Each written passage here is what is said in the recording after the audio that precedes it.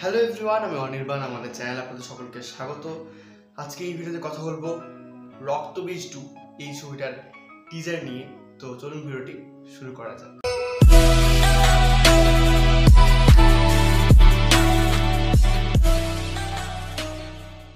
তো রক্তবীজ 2 তাদের টিজার নিয়ে আবার হাজির হয়ে গেছে এবং এই টিজারটা এক কথা যদি বলি দারুণ হয়েছে।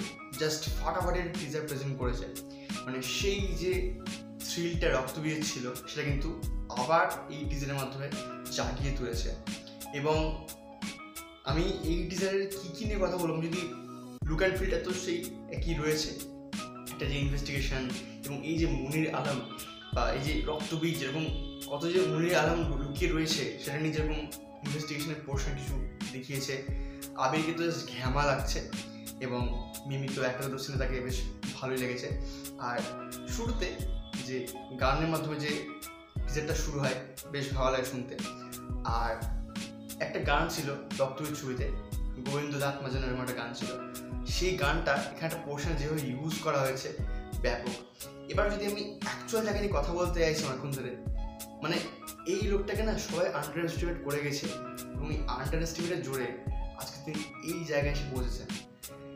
তার কথা মানে কি বলবো, জাস্ট এতদিন তো আমরা বিশমাল বলতাম, বাট তাকে একদম বিষাক্ত লাগছে। অঙ্কুশ হাজরা, তাকে যা লাগছে মানে এই ছবিতে তিনি ফাটিয়ে দিবেন। জাস্ট তার যেরকম অ্যাপিয়ারেন্স, আমি বলবো না যে সেই একদম খপ খপ করে কুপিয়ে যাবে সেরকম ভিলেন তাকে দেখানো হয়েছে।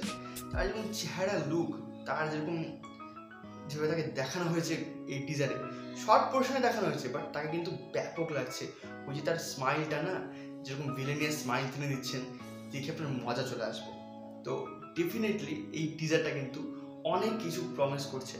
এবং আমি জানি না কৌশানি বা নুসরাত জাহান তাদেরকে কীভাবে প্রেজেন্ট করা হবে, একটা আইটেম সঙ্গে প্রেজেন্ট করা হবে নাকি তাদের কোনো ক্যারেক্টার ইম্প্যাক্ট থাকবে, বাট দেখে কিন্তু বেশ মজা লাগছে পুরো টিজারটা এবং তাদেরকে দেখেও কিন্তু বেশ ভালো লাগছে। আমার মনে হয় যে খুব একটা প্রমিসিং কাজ তাদের, মানে প্রমিসিং চরিত্র তাদেরকে দেওয়া হবে। এবং কাঞ্চন মল্লিক রয়েছেন এখানে, সৌরভ দত্ত রয়েছেন, তাদেরকে বেশ দেখতে ভালো লাগছে। তো কাস্টিং তো যেমন ছিল রক্তবীজ টুতেও, মানে রক্তবীজও ভালো ছিল, টুতেও কিন্তু যে এক্সট্রা যে কাজগুলো অ্যাড করা হয়েছে সেগুলো আশা করি বেশ ভালোই হবে। আর এখানে ভারত আর বাংলাদেশের যে একটা বন্ধন, সেটা একটা অ্যাঙ্গেল এখানে দেখানো হয়েছে। তো আমার মনে হয় যে সেটা কোথাও যেন একটা দুই বাংলার মধ্যে যে রেখারেখি, তার যে একটা মেলবন্ধন তাকে প্রেজেন্ট করবে। এবং বাংলা আর ভারতের যে বিষয়টা এখন চলছে সেটাকে হয়তো এই ছবিতে আনা হবে। তো যাই হোক, এই ছিল আমার টিজার রিভিউ। ভিডিওটি ভালো লাগলে লাইক করুন, কমেন্ট করুন, শেয়ার করুন, আমাদের চ্যানেলটি অবশ্যই সাবস্ক্রাইব করুন। ধন্যবাদ।